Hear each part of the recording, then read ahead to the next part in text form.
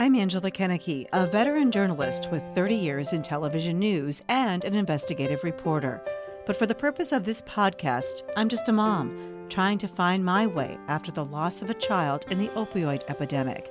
I am grieving out loud, using my platform on TV and on social media to try to stop the stigma of addiction and get more people into treatment so that no other family has to go through the devastation that I and my family have experienced at the loss of our 21-year-old Emily.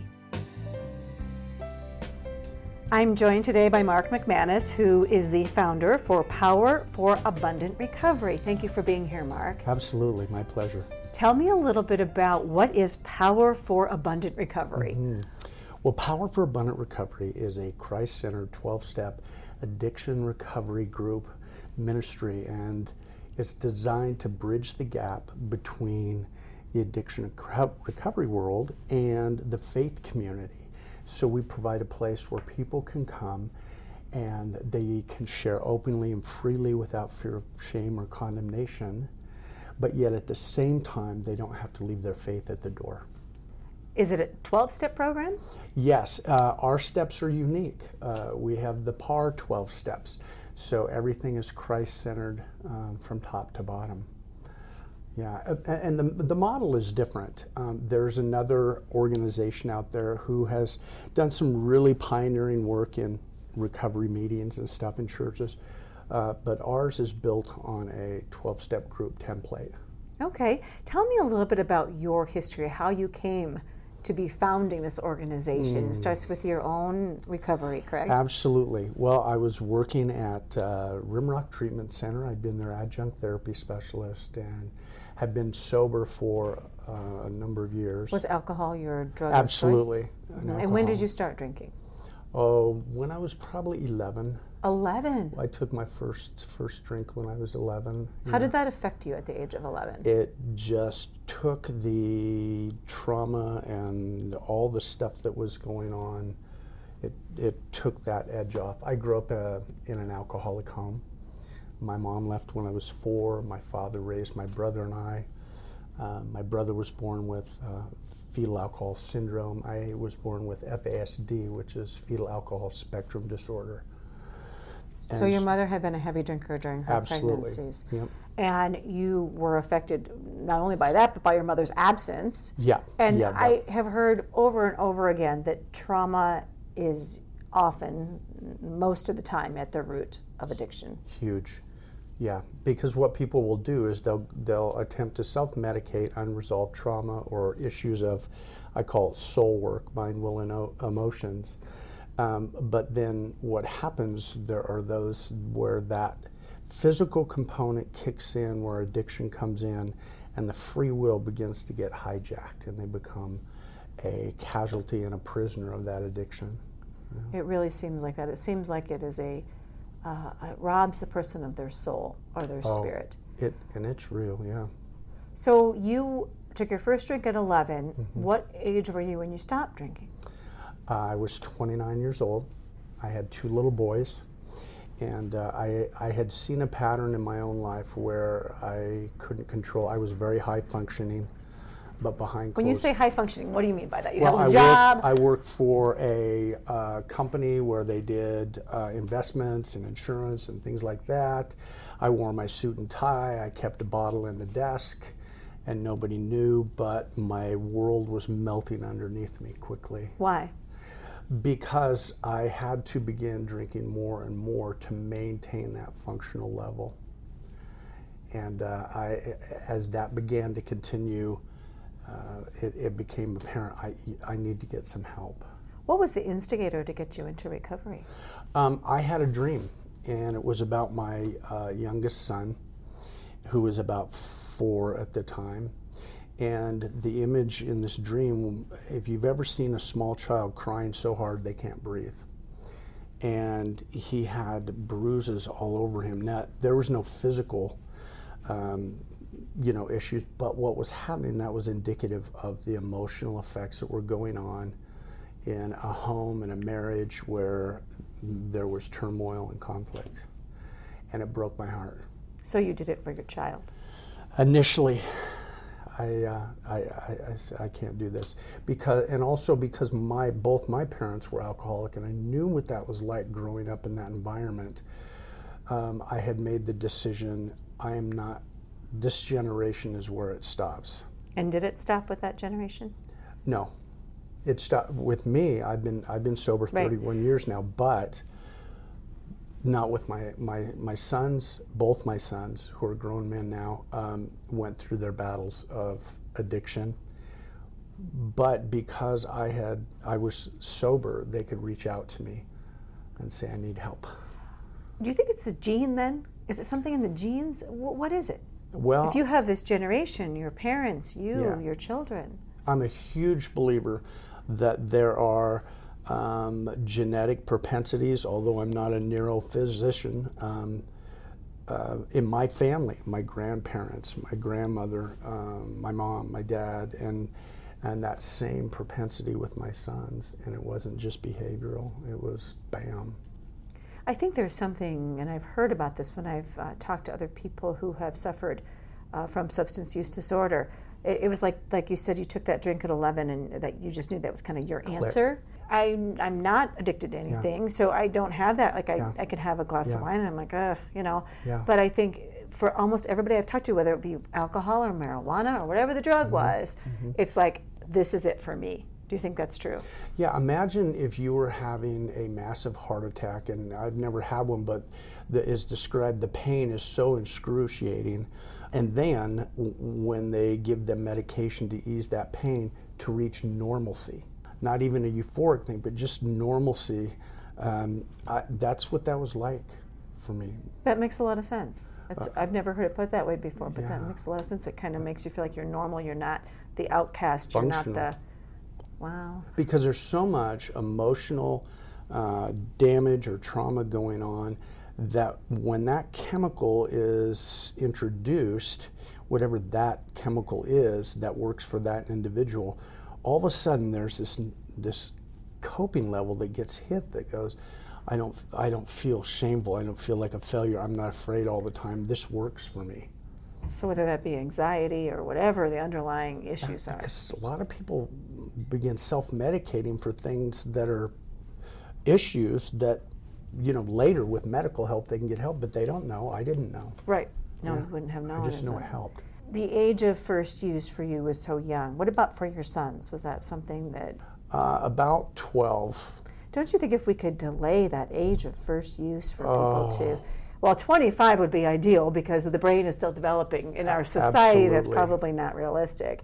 But even to 21, to delay that first use so the developing brain isn't influenced by these chemicals. Because there's so much going on during that time of brain development. And with my sons, when I got out of treatment and got sober, it was a different atmosphere. And because of that, I had gone through divorce.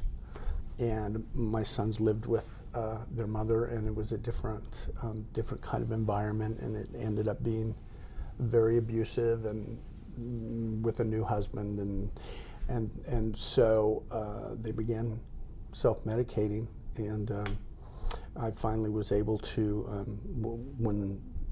what happened with my oldest, if you don't mind me telling you, it was the day before Good Friday, and I got a call from my ex, and she said, your son has been missing for 3 days. How old was he? He was 17. So I flew to the state that they lived in, and I spent the next 7 days looking for him and walking by faith. I had no idea. There was gangs involved, drugs involved. So one night in the middle of the night, I got a phone call because I put it out on the network. I knew that there was a restaurant where he had hung out a lot, and I just called the manager and I said, I'm the father, and would you just let him know that I'm in town and that I love him? And it got out on the street, the network, and in the middle of the night he called me and came to my hotel room. And so... And from there, has it been a tough road for him, or? Oh yeah, he went, both of them had battled addiction, but for him especially because of the trauma of abuse and the way that unfolded and the drugs, he ended up having issues with the law, but he then went into the military and ended up going over to Iraq. So that's traumatic as well. So then you have that on top of that, and when he came back, he was absolutely just self-medicating, pain, loss, grieving, everything. And we had not talked for 7 years because he was in a state at one point where he said, I never want to talk to you again. Because you were trying to encourage him to get well? Not only that, but some boundaries that happen with addiction. And so at that point, all I could do was just pray. And 7 years later, I got to your child for 7 years. Oh, it broke my heart. It broke my heart. Especially because you have been through your own battle and recovery, and you know you have an idea of what it takes, right? Yeah. But you can't force that on somebody else, can you? No. And see, that's the whole thing. Recovery is not a hostage situation. And I think so many people think, well, you're the parent, you know what this is all about. Why couldn't you just save him? Why don't you just try harder? If you would just do this, this, and this, you could have helped them. It's like I've seen so many parents, and even myself, try to beat themselves up because they were trying to control something that wasn't in their control. Absolutely. So long story short, we have reconciled. It was an amazing, miraculous reunion, and he is clean and sober today. He had How long has he been in recovery? It's been a couple of years now. That's great. Yes. Every day that goes by a little bit longer. As you know, having been in recovery for how many years now? 31. 31. Well, congratulations. Thank you. That's amazing. Thank you. So starting this group, what prompted you to do that? Well, the seed had been planted that I knew I was, at 15, I knew that I was going to somehow, some way serve in ministry. I didn't know what that would look like. I knew I wouldn't pastor a church. And then I went out and I'm being the prodigal son and all that, and I believed that I blew it. I was done. I wasted it. You thought you made all these mistakes. And so what happened, when I was working at Rimrock, there was an individual who was a pastor's child, had gone through detox. And then the minute the person was out of detox, like, all right, let's clean you up and we'll get you a new shirt and dress and hat and whatever that looked like, and we'll make you in charge of something. Nothing was dealt with. It was, let's just clean it up, put some... Superficial. Yeah. The second time that happened to that individual, I said, it was like, God, we got to do something. Because on one hand, there has to be a place where people can get real, who are Christians, who can get real and not worry about freaking people out, you know, in the faith community, but yet the other hand, where they can go and they don't have to nullify their faith by vague terms. And so that's when the seed started. And how long have you had this organization? 5 years. And how many people have you? Well, we started with, I can remember having the first meeting and there was one man who came. So you said, I got this great idea. You started it and one person came? Right. And so we prayed, and then two came, and then today we have 11 meetings a week in Billings, and we're expanding into other cities. And you're doing that through technology? The state. And, well, with the goal of that's going to be a launching pad to go then nurture and mentor real-time groups. Right, so you could have different groups in different states. Absolutely. With somebody heading them up with the basic, all under this one umbrella. Yes. Wow. Yeah. So that within 5 years, you know, to already have grown so much is amazing, isn't it? We're just grateful. God, I tell people God's on the move. We just see so many miracles every day. It's very humbling because you see people's lives changed, and we get to. I can't tell you how many times people have come in and they said it's so nice to be able to be real, but yet I can be open about my faith. Do you find, though, I've heard over and over again, that no two addictions can be treated the same? For some people, you know, the faith-based works. For some people, it doesn't. For some people, medically assisted treatment is the key. Is there a way, do you think there's a combination, like a perfect Absolutely. Formula? What is it? Absolutely. One of our core components, and I just released a video on YouTube explaining that, as a matter of fact, last night. that it's body, soul, and spirit. We have to get honest about doing the soul work. In the faith community, what I tell them is, look, there are issues of body, soul, and spirit, of mind, will, and emotions. We can't cover it up. We can't pretend it's not there. We got to do that work. We have to be honest about the fact that addiction is physical, organic, it's real, but yet within that component, one of the correlations in the whole thing with addiction is we try to be our own God. I'll run the show. I'll do this. I'm strong enough. I'll do it by myself. And what we have seen over and over with PAR is that with Christ-centered recovery, that all three of those, when I get that vertical alignment in place, I find out that my true value, then I'm not a failure. I'm not a throwaway. I'm not a leper. I have an addiction. Is it modern day leprosy? Absolutely.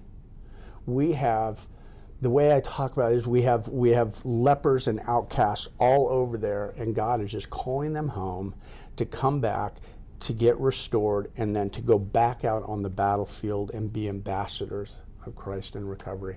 Yeah, and they're coming in from everywhere. If you get somebody who's a radical, maybe they were a gang member, a drug dealer, or a biker, or even a Satanist, whatever that looks like, and they come into recovery and they have this new relationship built with Christ, they're still warriors. And when it gets ugly and dirty, the thing that would normally make, I don't know how to say this, religious people nervous and sketchy, these guys will go, come on, man, let's go get them. They're out dying on the battlefield. Let's go. We'll go. So maybe there isn't that hypocrisy sometimes that you see within religious. I'm not calling it religion. No, I get it. But here's the issue: is when somebody comes to one of our PAR meetings, we've heard it so many times. It just feels so different here. Number one, because we invite Christ to be at the center of that. But two, they're sitting in a room full of people who absolutely know that the only reason they are even there is because of mercy and grace, because all they brought was junk to the game. You know, the one thing that I've heard a little bit of talk about is the anonymous part in Alcoholics Anonymous, and that isn't maybe such a good thing. Like maybe back in the day when it was started, there was a reason for that, but that has helped clothe addiction in secrecy and shame. Yes. And instead of, what I'm trying to do, obviously, is talk openly about what happened in my family. Yes. I'm not being anonymous about it. Well, you know, one of the rules in dysfunction, control and dysfunction woundedness is don't talk, don't tell, don't feel. And having started in old school 12-step stuff, you know, where you couldn't even talk about your own stuff because somebody go, well, that's anonymity. It's like, I can blow my own anonymity if I want. So we have to talk. We have to come out in the open. And the thing with PAR is Power for Abundant Recovery is that we have another component. It's called our testimony of hope. See, so in my faith, I'm called to share my testimony of hope for others, to give them hope and encouragement. Well, if I'm locked in this vapor bag of anonymity, what am I going to do? And so there's a term in one group, it says we're a program of attraction, not promotion. Other 12-step programs. I promise you that PAR is a program of attraction and promotion. We will promote. We will tell people. We'll stand on the top of the roof and tell people we're here. Right, because that's the way to pull back the veil and say, hey, this can happen to anybody, and here's the way out. Oh, I think finding the way out is the hardest thing for people. Well, they need to know. See, it's a team effort. We have people that come to our groups and they need help with not only the physical addiction part, which is very real, but some of that soul work. I don't even blink an eye going, you need to, here, I'm going to call Rimrock. Guys, we got someone who needs treatment.